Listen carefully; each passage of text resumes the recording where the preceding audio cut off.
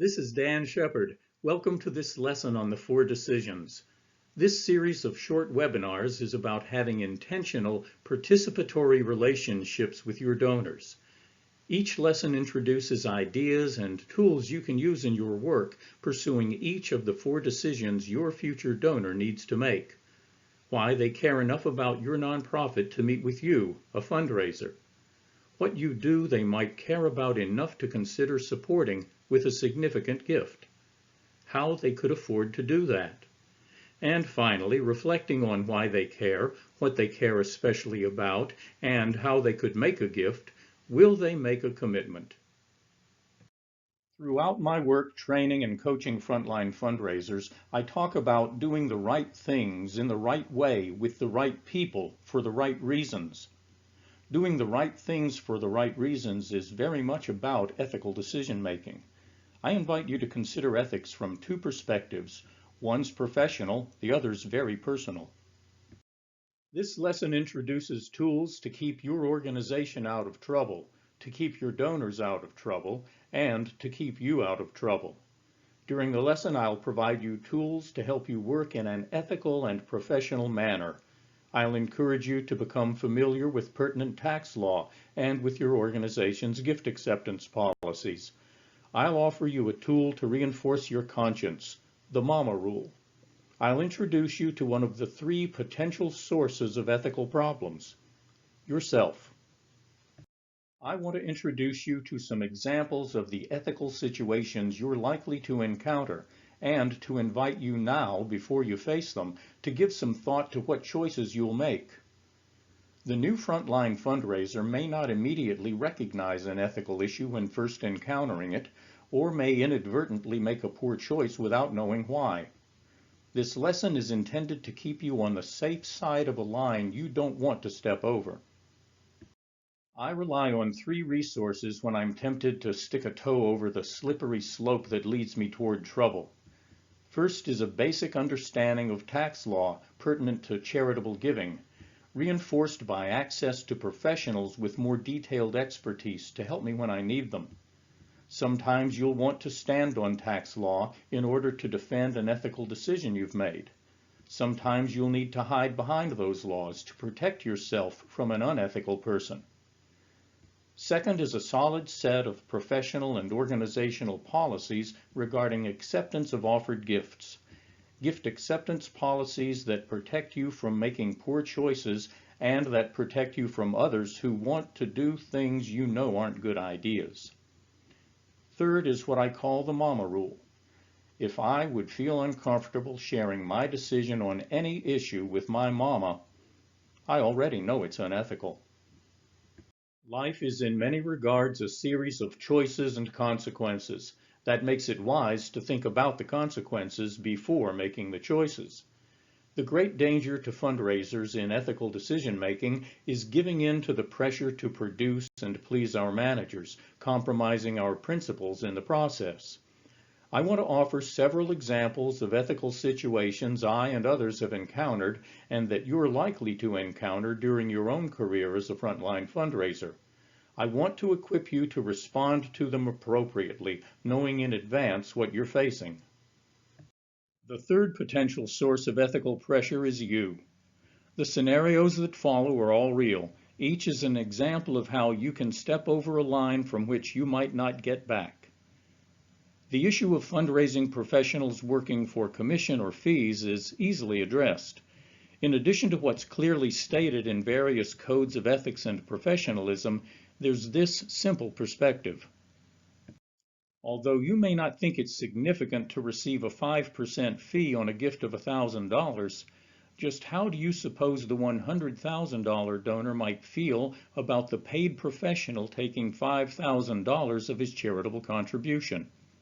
How might the $1 million donor react when learning that the fundraiser got 50 grand? Do you suppose you could avoid the temptation to pressure that $1 million prospect to make the gift commitment for what turns out to be personal reasons? This is another good time to think about your mama. Are you prepared to rationalize this by explaining to her that your nonprofit caps commissions at $100,000 gifts? I faced a temptation early in my career as a gift planning officer when I visited an alumnus of the school where I was working to discuss a will bequest. The donor was a 45-year-old bachelor and very wealthy. I was nearing the end of a less than successful fundraising quarter and I needed a big gift. The donor agreed to provide documentation of his bequest. I had performed some calculations on the gift software we used and determined that if I projected the future value of his bequest according to his estimated life expectancy, I could book a gift double the value he shared with me. I suggested this to my donor, who looked at me sideways and politely declined my suggestion.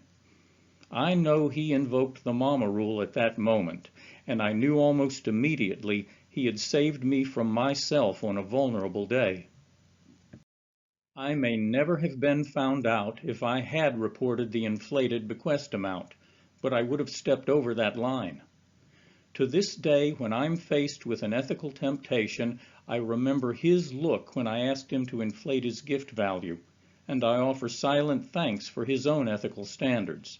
He wasn't my mama, but he served the same purpose. A young frontline fundraiser who reported to me presented me with documentation of a $50,000 will bequest. The required copy of the page from the will that included the bequest was missing. My young colleague explained that his donor intended to visit his lawyer and add the bequest, but that he was concerned that his wife might not approve. I was faced with both a tempted fundraiser and a thoughtless donor. The donor was appeased, and I suspect a little relieved when I explained to him that our policies did not permit us to acknowledge his intention to make a bequest, that we needed proof of its actual existence. And I offered the young fundraiser the previous story of my own temptation as I challenged him to consider his own standards in the future.